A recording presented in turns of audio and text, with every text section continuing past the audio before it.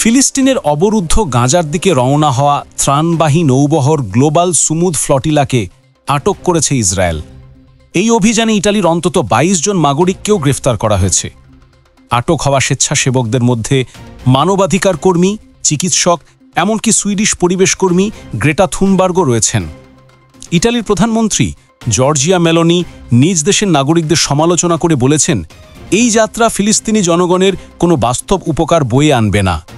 তবে তিনি আবার প্রতিশ্রুতি দিয়েছেন, আটক হওয়া ইতালীয়দের দ্রুত দেশে ফিরিয়ে আনার চেষ্টা চালানো হবে।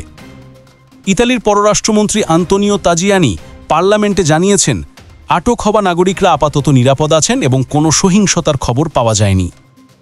কিন্তু এই ঘটনায় ইতালি জুড়ে তীব্র প্রতিক্রিয়া দেখা দিয়েছে।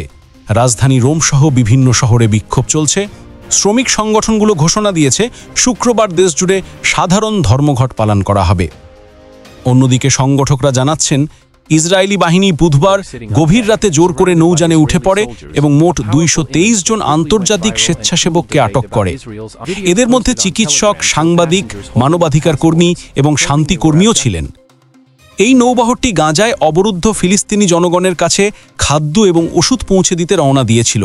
কিন্তু ইসরায়েলের কঠোর অবরোধে আরেকবার ব্যর্থ হল মানবিক সহায়তার চেষ্টা।